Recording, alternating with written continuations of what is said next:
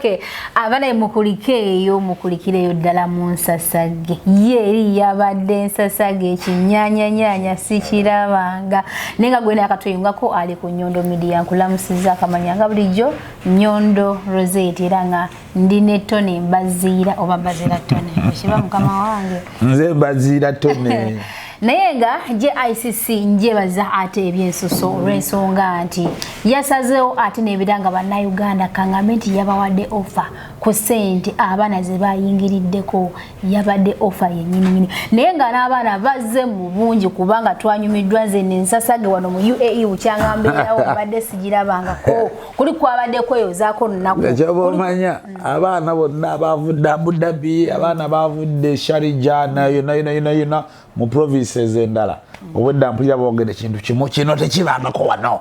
kino tekibangako wano ne ngamba kale ne bagamba byebyo disiki etujja abavubuka abasaabasajja beeyagadde nabalabye nga basikudde omusenyu mu bbanga ne ngamba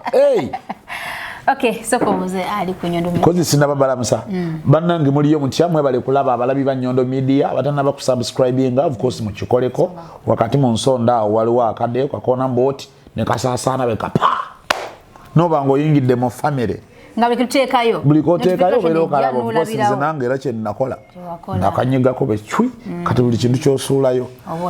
By the way buli kumachanga oluyingira mu office nso soka kubikula banyibikula ngenda ko iyo ngamba wakati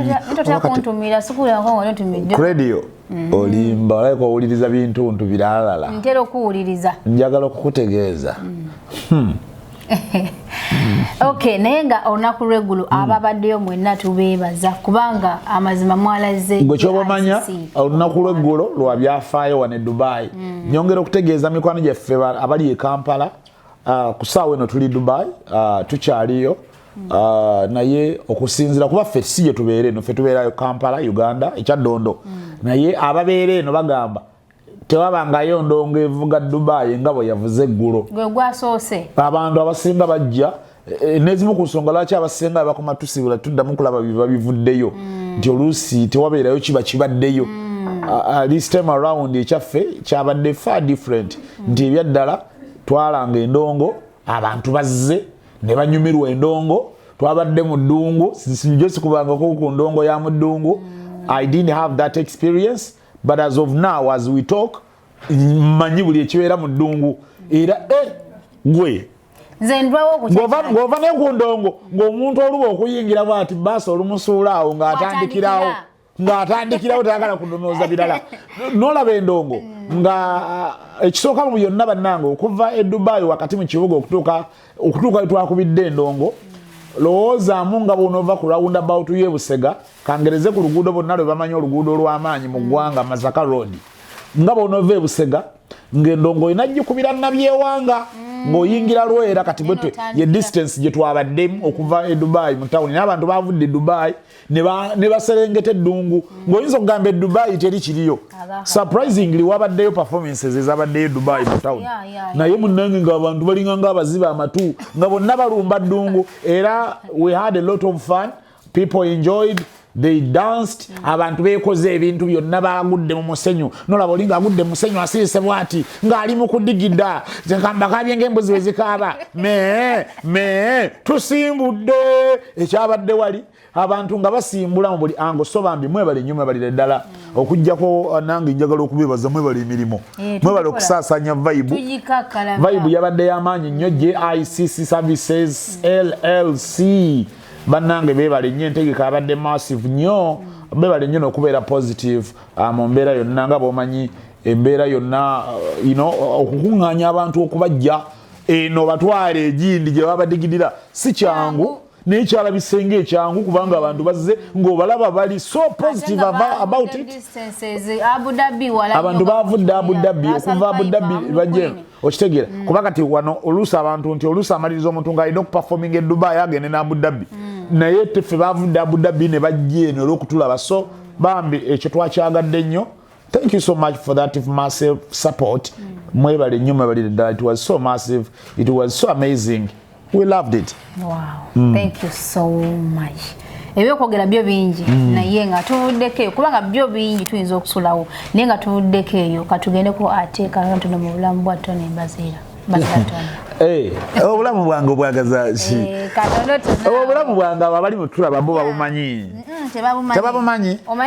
obulamu bwa Mbaziira Tony abo abantu abali mutulaba babumanyi tebabwagala kati babwagala olaba buli muntu eriyo omuntu agamba ali mutulaba ogusooka nekyala buli muntu abako n'omuntu gwayagala oba gwe yeegomba okubeerako nga ye wali abanegomba okuba nga nze nga bw'okiwulira so osanga omwana agamba naye Tony ono akikola atya Tony Mbaziira oyo nga mwagala kale nga yeegomba waakiri okutuukako wakatikati wa Tony Mbaziira oba okukwenkana oba okukusinga wenkubuuliza nti nga gwe Mbaziira Tony omwana oyo omuwa amagezi ki era biki byabalina okuba nga alina kuba nga alina ssente alina okuba nga famire gyavaamu ngaga okumuwa support abeere nga Mbaziira Tony oba anti kati mu byonna neyanzezza nnyo okumpa omukisa nange okubanga onkyazezzaako wano ku Nyondo Media mu byonna yinze Mbaziira Tony siinayo linnya ddala ekirala yenna agala okubeera nga nze sina nnyo omuntu gwe njagaliza kubeera nga nze kuba nti nange nina byenjayanira bingi nga sinnabifuna ebimu nnyinza okulabika nga bifunye ng'ebyaddala ate sinaba nabifuna so naye mu byonna kusooka n'omanya kyoyagala n'omanya kubanga obulamu buli ekyo kyobufuula bw'omala okubufuula kyobufudde then n'okirwanirira n'okiremerako paka ng'okifunye oba nekigaana kubanga si sure deal nti buli lwolemerako era okifuna osobola okulemerako but at the end of it all nekigaana ekyo ensi bwetyo bweri Katonda bwatyo bwali so mu byonna kumanya kyoyagala kuba kitandika naawe bw'omala okukimanya you work hard for it bw'omala okukikolerera ebisigadde bikwase Katonda sabirira mu kisagwe gusalewo gukuwe direction naye nga gwosooka okusituka n'otambula mu mbeera ya omukisa gusanga yekoze ki yetegese so tewaliwo nnyo formula oba science chemistry ali awo nti olina kugiraba oti ne bwoti no sente oba okubeera obulungi abantu babedde obulungi mu ngeri ez'enjawulo naye nze nzikiririza nnyo mu kubeera obulungi mu ngeri etalina mulala gwenyigiriza kulemerako kwongera kusaba Katonda ebisigadde n'akulungamya tweyanziza nnyo Mbaziira Tony oyogera bulungi ekigenza wala so gwena tulaba of course tetugenda kutwala bbanga ddene olw'ensonga nti bingi bye tusobola okwogerako bingi ddala naye nga social media platforms zokozesa enjawulo kinaki nze ku Facebook yenze Mbaziira Tony ku Facebook kweri eriko Mbaziira Tony era bw'ogitunuulira ogiraba kwako buli bu fake bungi of course naye era ogiraba jagiraba nga y'amaanyi nga yatabbu ku Instagram Mbaziira Tony ku Twitter ati Mbaziira Tony 2 wonna nze Mbaziira Tony Mbaziira Tony with double I R A iyo nanze Mbaziira Tony TikTok of course kakati ensi we yatuuka ng'edduuka misinde nga if you can't change with the change can change you so kan netusalawo netukyuka nenkyukakyuka nga tena tukyusa so ku TikTok gye tuli lwakuba nti kati eraffe enkola eyaffe n'ebyaffe TikTok tukolerayo content wa mirimu gyaffe tetubeerayo tetuwemulirayo totera kwetega kagundi kaneno light nuddawo tetulwanira tetuvuma abantu tetuwemula cause abamu ku TikTok ndaba business gye bakolerayo kuwemula kulwana ntalo buno obutalo obwekyana ekito ate fesi kye tuliko ffe TikTok tugibeerayo ku display nga mirimu gyaffe cause of course tulina emirimu egy'enjawulo tubeera ku media houses gye tukolera ku radio abantu gye batumanyidde tulinayo n'emirimu emirala egya office egyaffe ngaffe then ne zino performances bivuludda kati ng'eno gye twabadde era byonna tugenda bisula ku TikTok babeere nga balaba buli kimu kiba kyagenze mu maaso yaffe emirimu egyaffe egitunnyonnyola gye gitambulira ku platforms zaffe tetutera nnyo kubaayo na bino ate kuvuma ono kuyomba n'oli kulwana kusikasika omugwa no that is none of our business one is not dream yonna eve Uganda ogende ko mu nsi ziri endala ogende ngochapirayo oba of course era mu Uganda nakati sijendi angamba nogenda okuviirayo ddala simanyi omanyi tosobola kumanya nki nkya kyereeta naye as of now mbadde sinafuna nnyo bwetaavu bwonzija kwaffe okutambula okuviirayo ddala kubanga nayo obuvunaanyizibwa n'emirimu egy'enjawulo gye mpulira ndowooza nti kati tekinsobozesa kutambula kubeera wala ne zino ennaku zenna akamala nga siriiyo zinnumanga bisa bya mwana byaddala kozi obuvunaanyizibwa bungi obutuliko emabega ku bibegabega byaffe kati nga buli lwotambulamu bwoti nojjawo ekigere bingi ebyesiba otambulamu bwoti nojjawo ekigere oluusi ne bitambula naye nga biwenyeramu mu ngeri bwezityo nnyingi nnyo omaliriza bikosezza gwe ng'omuntu oluusi ne bakamaabo kuba kati ne ku radio yennyini gye siri sima bigenda mu maaso so bwe bito bibiri tubadde tukyetaaga okubeerako eka tumale okunywezaayo nsonga nkolo sogo olina tulaba of course tulina abateekamu esente ngaffe abanyondo media okubanga ate tukulaakulana oba nga tugenda mu maaso nga tuweereza bannayuganda wano nawale era nga obulango bakama baffe kabwitekaawo ate tukomawo mu dakiika emu. A'udhu billahi minash shaitani rajim. Bismillahir rahmanir rahim. Assalamu alaikum wa rahmatullahi wa barakatuhu. Nze Haji Kaboggoza omusomi w'edduwa ntereeza ensonga z'amaka ebyenfuna n'endwadde ezitategeerekeka. Haji Kaboggoza omusomi w'edduwa nsiŋŋaanibwa Ekitigoma ku Lwejjinja. Bw'obanga otuuse Ekitigoma mu ttawuni ku stage osobola okuba ku nnamba z'essimu ezo z'olaba zitambula. Gwe wenna ali ewala oyinza okuyita ku mukutu gwaffe ogwa WhatsApp ku layini eyo eya MTN obudde bwonna mbeerako. Mukulike eyo mu bulango bakama baffe so tugenda kuba nga ate tuwunzika ekintu kino kubanga ebyokugenda kwonna baga bibera bingi naye olwakadde MBAZIIRA Tonnny oze UAE awa Dubai onaku lwennyini watonnyera bwoti waneeno kiki ekintu kyogenda ogamba nti ngenda kuddayo Uganda ngamba omuntu munnange ekintu kino kyendabadde sikirabanga okyanganza bye nalaba bye nadisabanga of course tugambe ebyakusanyusizza nebyakudisappoint zibatosuubira wano ndigo gwaso siwa kiri kituufu wano mbadde sijjangawo bingi nnyo okusinziira the way people operate n'ebintu ebirala engeri gye bitambuzibwamu ebisinga biri far different from ours okusinziira takisi zeeno takisi etwala omuntu omu at a time tesobola batwala mbwe egende ng'eronda ku kkubo kyokka ate eri ewaffe it is the order of the day ate bw'otalonda oba onojjuza ddi ali akuteekamu ng'ogenda bwayise n'ateekamu agenda ekamooca n'ateekamu agenda ewampeewo n'ateekamu n'agenda ekireka kali nina n'abazunza ekibuga paka buli omu lwamutuusa ffe waffe amanyi n'okukuweresa n'akuteeka mu mmotoka n'atuusa ku stage nga yakutaddemu akimanyi si gy'alaga n'atuuka ku stage ewali entuufu ezirinya ggwe gy'onoolaga n'ayogera ne kondakita kati nga gwe yakuggyeko kanaana oli namuwaayo 5 n'abanga gwe akwawuddeko 3 n'akuweresaayo ne bakutwala aye n'akututte n'akutuusa mu nnyendo ng'aye tagenda kyotera n'asangawo edda ekyotera n'ajawulako 3 n'amuwaako 2 kwegana n'obanga gwe olunaku lumu omusaabaze omu ng'ogagawaza abavuga emmotoka nga ba mirundi ena nga kuliko omu yakutuusiza gy'olaga so bingi ebyenjawulo kyenategeddeko n'ekirala wano nti okutunuulira ennyo omukazi atali wuwo musango ye bw'otunuulira omuntu mu ngeri bw'obanga amutiisatiisa gwe nja kukwana nno gwe nnyabo nja kukwana mbweno UAE mbu musango era bakusiba era etteeka lirima lijja Uganda nze nzekka asigala ebweru nga sisibiddwa. Okay. Wala na wese. Kale teka lira ne malijja. Basuna Beni abo ba Patrico ba manya ba Ona libayola. Era abo lijja ku sawa 3:45. Naba weddewo. Kunya bonna baba munda. Naze batwalire mmere.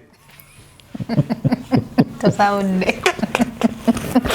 Eri teeka lya maza amanyi ekirala kya nategedde ekyenjawulo ekiri eno era nakyo kya maza amanyi naye nga kale kinyuma mbu wano osobola okuba nga oli sitaaka somewhere n'okuba essimu ku poliisi mbu poliisi ne bajja ne bakuvuga ne bakuwayo ne kasente ne bakutwala gy'olina okulaga bangaye mbu wano waliwo omutamiivu mbu yalinawe yatamirirawo mbu n'abakubira sebo ndi wano nkooye mbu ne bajja ne bagamba sebo mukama waffe likoyo tutya ne baleeta emmotoka ne bamutwala ne bayita wali ku woteeri ne bagula chipusi oba ne yalikuwadde jaki kagamba poliisi yeeno simanyi ne Uganda ndoza babigezeeko tulabe tumanya biyinza okukyusa ensi yaffe bwebumu ku butini obukyabulaabulamu naye nga ebyaddala it is an amazing experience tuli basanyufu nnyo nammwe muli bantu balungi Rozet Nyondo mazima so tweyanza nnyo tweyanzeege tonjogeza nnyo Rozet so kansembyeyo ate tubajja kulowooza ntandisa omubalimba kansembyeyo CEO JICC Jakijana owebale byonna tusaba Mukama Katonda akwongera ebisinga omukyala w'amaanyi yakulaakulana dda amwongere bongeza amukuumire ne byeyamuwa byonna bikuuma biwe n'omukisa gubeere gw'amaanyi buli tabbu naye era naffe twesunga nnyo okudda eno ate tuyinza nnyo eno obutakolera nnyo bapromoters balala tujja kukolera ndowooza Jackie oyo yekka bintu babitegeera bulungi emirimu agihandolinga professionally from day one paka kati she's still the one era wano yakyasinze bwe gyoba omanya ate n'abatannamuwulira bajja kumuwulira sigamba n'amatu okumufiiringa kyeŋŋamba Tony MBAZIIRA Tony tumusiibudde ebitiibwa eby'amaanyi ennyo banaye mwongere okusubscribinga okutufollowinga ku social media platforms Nyondo Media Facebook, Twitter, Instagram, TikTok wonna tukozesa Nyondo Media atakumira mpeera akoleki abatukumire